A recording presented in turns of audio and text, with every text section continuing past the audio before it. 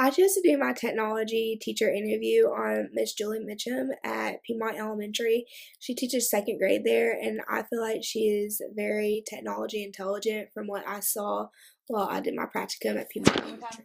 What are some ways that you integrate technology in your school curriculum? Being that Piedmont Elementary is a newly Apple distinguished school, we specifically in my classroom, I have 10 MacBooks and 10 to 14 iPads. So I'm definitely one-to-one. I'm not one-to-one with all one device. So, they rotate through them, but it's very easy to use it in my curriculum. The reading program that we have and the math program that we have that our school has purchased, both have online components that the kids can get on the MacBooks or the iPads and use the programs. Go to the Wonders Reading, for example, website and use this thing called Connected and practice the exact skills that we're working on for that week. Also, our school system has been really awesome to buy programs like iStation and Reflex Math. This is math and reading, right? Not just specifically reading. This can be both subjects. Our school system has bought several different programs that I'm able to use also. So it's seamless with our curriculum. And then we've also purchased other things that go along with it. So it's really easy when you're in a school like we are with the devices that we have. How has technology changed your teaching methods?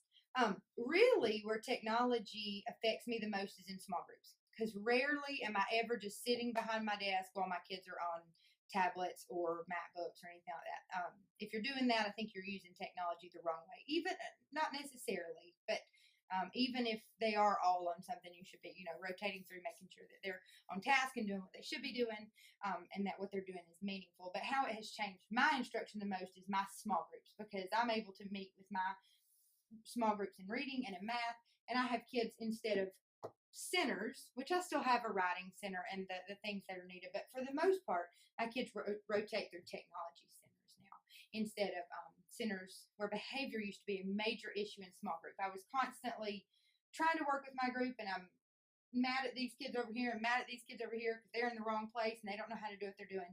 And now what my classroom looks like is I'm with a group of children. I have this group that are on iPads. They know what they're doing that day.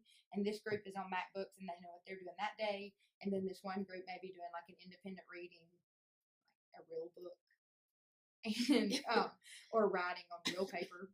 So, we still do those things. But what's awesome about what's going on out here is that it's controlling their behavior. So I'm able to better instruct this small group. But these kids, these programs that they're on their own individualized learning path. It's not like I just have my kids on some generic ABC website. These programs that we use, such as Reflex Math or iStation in reading, they take an assessment at the beginning, and it puts them on an individualized learning path. So I know what they're doing is filling gaps that I'm not able to possibly fill if I'm teaching a whole group lesson or something. So I know that they're not wasting their time. It does have its difficulties too, because you're trying to teach your small group, and the signal in my classroom is this for if we're having technology problems. And if I see that anymore in one day, I could lose my mind. But so that there are drawbacks, because you're trying to be with this little group and then they have a technology problem up there. So it's not perfect, but overall it has really improved my discipline during small groups and made small groups more effective in my classroom, for sure. How do you see technology changing education? Same way. I feel like pretty much kind of what I just said for the most part, but really, because where I used to teach, okay, we're on chapter 3, lesson 1, and we're all learning this chapter together. And yes, I could reach kids different ways, but we were all learning the same thing. Now, my kids, I have some kids on this, the iPad program we use is called eSpark Learning. It's worth a Google. I think it's pretty expensive, but it's the best thing I've ever seen for iPads. They'll be on these eSpark quests on their iPad, and I'll have kids come up and ask me questions about fractions. I teach second grade. We don't touch fractions at all, and they're mastering these concepts. They're rounding, and we don't round in second grade, and they're doing it seamlessly because of the programs that they're using when I'm not even helping them. I am watching what they're doing. I'm on my end, I check daily to make sure that they're doing what they're supposed to be doing.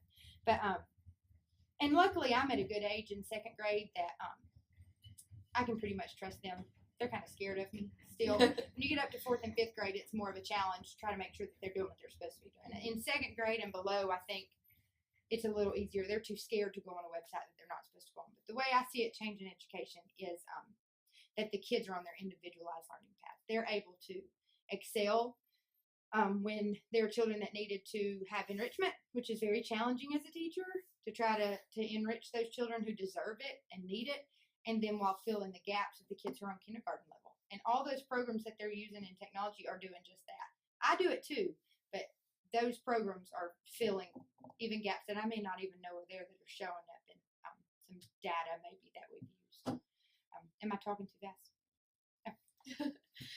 Last question. Do you use technology for behavior management? I have. I'm not currently this year just because I just chose not to this year, but I have used a program called Class Dojo, maybe something y'all heard of before. It's just classdojo.com. They set up these little monsters. If they do good things, they get points. If they do bad things, they lose points. When they get to ever so many points, they get a reward for it. The reason I chose not to use it this year was my own fault. I found that I was focusing more on the negative behaviors and taking points from the children instead of finding positives and giving them points. So I kind of blamed myself for not using it this year because I just felt like I wasn't using it appropriately. So if you use it, don't forget it's a positive behavior management program, not just to take away points too.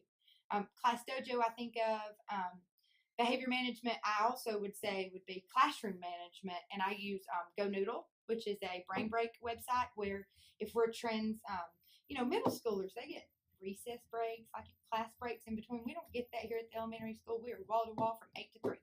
And so we need a break sometimes. So GoNoodle.com, free sign up, and it's just little videos. The kids stand up, dance around, have a little brain break, and that in turn helps behavior because it gets them up and helps them wiggle around sometimes. So that's just big screen projector to screen. Simple, but it just gets their wiggles out for a little bit. We need that at this age. Okay, thank you. You're welcome.